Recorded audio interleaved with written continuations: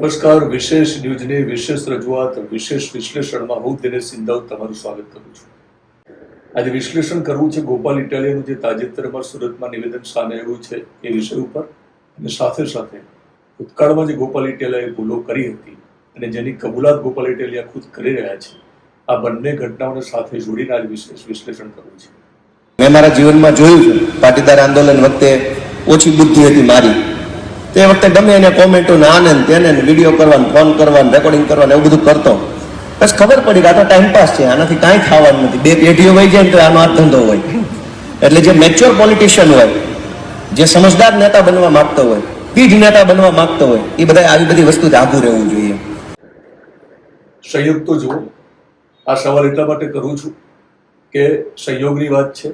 સમય બળવાન હોય છે, એ ગોપાલ ઇટાલિયા ખુદ જાણી રહ્યા છે. સુરતમાં તાજેતરમાં એક સભાને તેઓ સંબોધન કરી રહ્યા હતા, પોતાના જ કાર્યકરોને સંબોધન કરી રહ્યા હતા, ત્યારે ગોપાલ ઇટાલિયા કેટલીક શિખામણ આપી રહ્યા હતા કાર્યકરોને. તેમને કહ્યું કે ભૂતકાળમાં તેમને કેટલીક ભૂલો કરી હતી, જે ભૂલોનો સ્વીકાર કરું છું. તેમણે કહ્યું કે ભૂતકાળમાં હું વિડીયો બનાવતો, ઘણા લોકોની ઓડિયો રેકોર્ડિંગ કરીને ઓડિયો વાયરલ કરતો, પણ પરિણામે કશું મને મળ્યું નહીં, અને આ બધું કરવામાં સમય ન બગાડવો. ગોપાલ ઇટાલિયા આવું કહેતા આપણને સાંભળવા મળ્યા. એનો મતલબ એ થયો કે ન ખબર પડતા ગોપાલ ઇટાલિયાએ પોતાની ભૂતકાળની ભૂલોનો સ્વીકાર કર્યો છે. તમને ખ્યાલ હશે કે નીતિન પટેલ સાથેની એમની એક ઓડિયો ક્લિપ ખૂબ વાયરલ થયેલી. સાથે સાથે પાટીદાર અનામત આંદોલન દરમિયાન ભુવન શાહ સાથે તેમને એક લેખ મુદ્દે ચર્ચા કરેલી, અને ગોપાલ ઇટાલિયાએ એમનો કોલ રેકોર્ડ કરેલો અને ઓડિયો ક્લિપ જે છે ખૂબ વાયરલ કરેલી.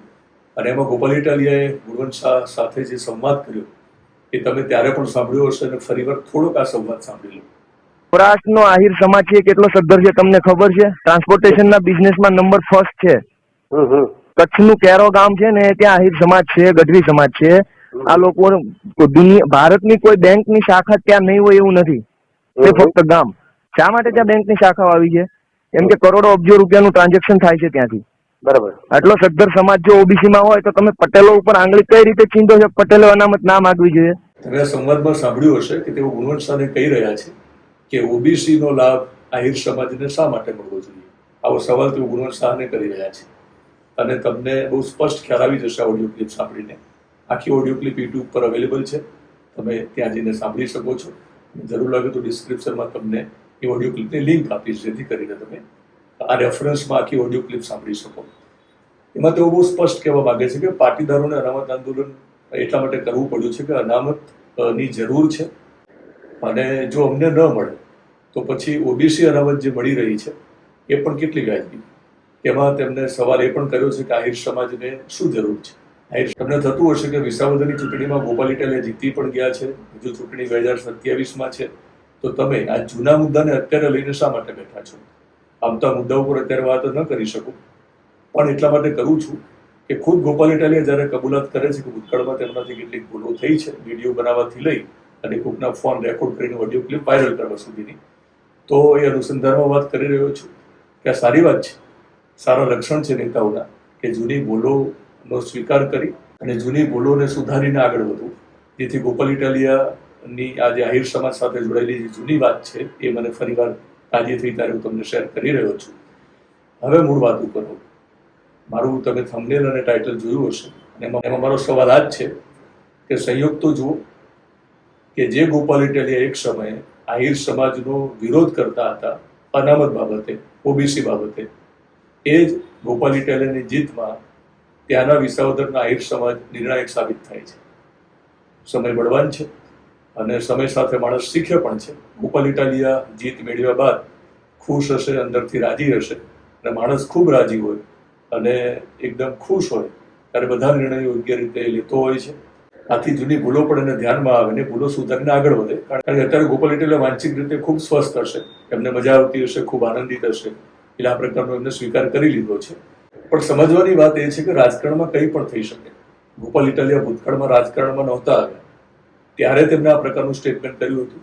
હવે રાજકારણમાં આવી ગયા છે ત્યારે જૂના સ્ટેટમેન્ટ એમને નડી રહ્યા છે. આથી તેમના કાર્યકરોને તેમને સલાહ આપી છે કે ખૂબ સાવચેતીપૂર્વક બોલવું, વિચારીને વિડીયો બનાવવો, અને વિચારીને કોઈની ઓડિયો ક્લિપને વાયરલ કરવી. કરશન બાપુ હમણાં નારાજ છે, આમ આદમી પાર્ટી સાથે એમને છૂટાછેડા લઈ લીધા છે. એમને રાજીનામું આપી દીધું છે અને આપણી સાથેના ઇન્ટરવ્યુમાં પણ કરશન બાપુએ આપણને એક પ્રકારના સંકેત આપ્યા હતા કે ગોપાલ ઇટાલિયાનો ફોન આવ્યો નથી, એટલે બહુ સમજી શકાય એવું છે. એ પછી તેમને ઘણી બધી ચેનલો સાથે વાત કરી. ક્યાંક તો તેઓ એવું પણ બોલી ગયા છે કે ગોપાલ ઇટાલિયાના બાપની જાગીર નથી આમ આદમી પાર્ટી. ત્યારે સમજી શકાય છે કે કદાચ કરશન બાપુને પણ ગોપાલ ઇટાલિયાનો એક સંદેશ હોઈ શકે, એક ટકોર હોઈ શકે. પણ એ ટકોર કરતી વખતે તેમની, કારણ કે કરશન બાપુ આહિર સમાજમાંથી આવે છે, તો ગોપાલ ઇટાલિયાની આ ટકોર દરમિયાન જ તેમની એક જૂની વાત ફરી તાજી થઈ છે અને ઓડિયો ક્લિપની આખી વાત જ્યારે તાજી થઈ છે ત્યારે એ વાતની સાથે આ વાતને જોડીને હું વિશેષ વિશ્લેષણ કરી રહ્યો છું. તો રાજકારણ આવું છે, રાજકારણમાં કંઈ પણ થઈ શકે. ગોપાલ ઇટાલિયાને વિસાવદરમાં જીત મળી એ પછી તેમનું પાર્ટીમાં કદ મોટું થાય છે. એમનું કદ મોટું થયું એ પછી એમને કેન્દ્રમાં સાંભળવામાં આવશે, સ્વાભાવિક છે. ગુજરાતમાં વિધાનસભાની ચૂંટણી આવશે ત્યારે ટિકિટની ફાળવણી કરવાની વાત આવશે ત્યારે ગોપાલ ઇટાલિયાનો હાથ ઉપર રહેશે એ પણ હવે નક્કી છે. મનોજ સોરઠિયા પણ ગોપાલ ઇટાલિયાની સાથે જ છે, ખભે ખભો મિલાવીને કામ કરી રહ્યા છે. ત્યારે બંનેનો દબદબો પાર્ટીમાં રહેવાનો છે. કરશન બાપુની નારાજગી ઘણું બધું સૂચવી રહી છે. ભવિષ્યમાં ઘણી બધી વાતો સામે આવવાની છે, ત્યારે જુદા પ્રકારની વાતો કરીશું. પણ ગોપાલ ઇટાલિયાનું આ જે કદ છે એ કદ મોટું કરવા માટે ક્યાંક ને ક્યાંક આહિર સમાજનો પણ એટલો જ મહત્વનો રોલ છે, વિસાવદર આહિર સમાજનો. અને જવાહર ચાવડાને આપણે યાદ કરીએ. જવાહર ચાવડાના જિંદાબાદના નારા લાગ્યા હતા. એ સ્વાભાવિક છે કે જવાહર ચાવડાની મદદથી અને આહિર સમાજના મતની મદદથી જે નિર્ણાયક સાબિત થયા અને ગોપાલ ઇટાલિયા જીત્યા છે, ત્યારે એ જ આહિર સમાજને ઓબીસી ન મળે એવી વાત કરનાર ગોપાલ ઇટાલિયાને આહિર સમાજ ગમે છે, કારણ કે રાજકારણમાં છે અને રાજકારણમાં બધું જ ચાલે. એક સમયે આહિર સમાજ સામે તેમને નારાજગી હતી જે તેમને ગુણવંત શાહ સામે વ્યક્ત કરી હતી. પણ હવે જ્યારે વિધાનસભાની ચૂંટણી આવશે ત્યારે કદાચ માણાવદરની બેઠક ઉપરથી જવાહર ચાવડાને ટિકિટ આમ આદમી પાર્ટી આપશે, એવું પણ બને. અને માણાવદરથી જ ભૂતકાળમાં કરશન બાપુ લડ્યા હતા. કરશન બાપુ પણ આહિર સમાજમાંથી આવે છે અને હવે કરશન બાપુ પાર્ટીમાં રહ્યા નથી. આ સંકેત મળી રહ્યા છે તે બહુ સ્પષ્ટ છે અને આ રાજનીતિની જે તાસીર છે ને આપણી સામે મૂકી રહ્યા છે. રાજનીતિનું ચિત્ર આપણી સામે આવી રહ્યું છે કે રાજનીતિ કેવી હોય છે. તો ગોપાલ ઇટાલિયા કેન્દ્રમાં છે અને આહિર સમાજ અને આહિર સમાજના બે જે ચહેરાઓ છે એને ફરતે આપણને જોવા મળે છે. એક છે જવાહર ચાવડા અને કરશન બાપુ.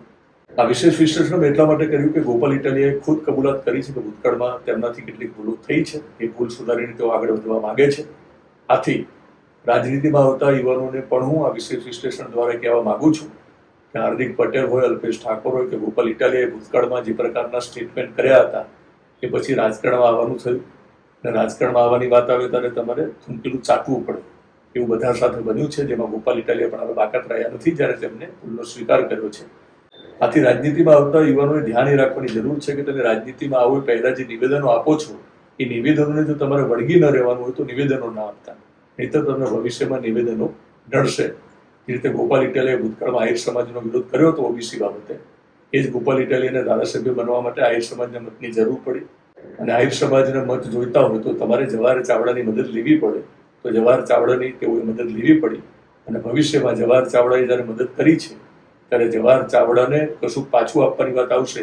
હવે જવાહર ચાવડાને જ્યારે કશું પાછું આપવાની વાત આવશે, કારણ કે ઋણ તો ઉતારવું પડશે ને, તો એ માની લઈએ કે આગામી વિધાનસભા ચૂંટણી પહેલા જવાહર ચાવડા જો આમ આદમી પાર્ટીમાં જોડાઈ જાય તો એની ટિકિટ ક્યાંથી મળે? એમને ટિકિટ માણાવદરમાંથી જ આપવી પડે. તો ગોપાલ ઇટાલિયાએ હવે પેલું ઋણ ચૂકવવાની વાત આવે તો એમને ટિકિટ આપવાની વાત આવે તો ટિકિટ આપવી પડે અને ટિકિટ આપ્યા પછી એમને જો પસંદગી આપવામાં આવે તો સ્વાભાવિક છે કે જવાહર ચાવડો તો માણાવદર માગે અને માણાવદર આપવાની વાત આવે તો જો કરશન બાપુ હોત પાર્ટીમાં આવે તો તેઓ રાજીનામું આપ્યું છે તો એમની પરિસ્થિતિ કેવી ખરાબ થાય વિચારો તમે. કરશન બાપુને ના પાડી શકાય, કારણ કે જવાહર ચાવડાની પહેલા આવેલા પાર્ટીમાં નેતા હતા અને કરશન બાપુ જો કે હવે પાર્ટીમાં રહ્યા નથી એટલે ગોપાલ ઇટાલિયા માટે સારી વાત છે કે તેમને ત્યારે મૂંઝવણ નડવાની નથી. પણ યુવાનોએ શીખવાની જરૂર છે આ ઘટનાને લઈને, આ ઘટનાને લઈને અને સમાજે પણ શીખવાની જરૂર છે કે રાજનીતિ કેવા પ્રકારની હોઈ શકે છે. આ રાજનીતિમાં કોઈ જુદા નથી, બધા સરખા છે એવું હવે સાબિત થઈ રહ્યું છે, કોઈ પણ પક્ષ હોય ને કોઈ પણ નેતા હોય. વિશેષ વિશ્લેષણમાં ફરી જ્યારે મળીશ ત્યારે કોઈ નવા મુદ્દા સાથે મળીશું અને નવા મુદ્દા ઉપર વિશેષ વિશ્લેષણ કરીશું. અને યુટ્યુબમાં જોતા હોય તો આપણી ચેનલને સબસ્ક્રાઇબ કરશો, ફેસબુક પેજ અને ઇન્સ્ટાગ્રામમાં જોતા હોય તો ફોલો કરશો.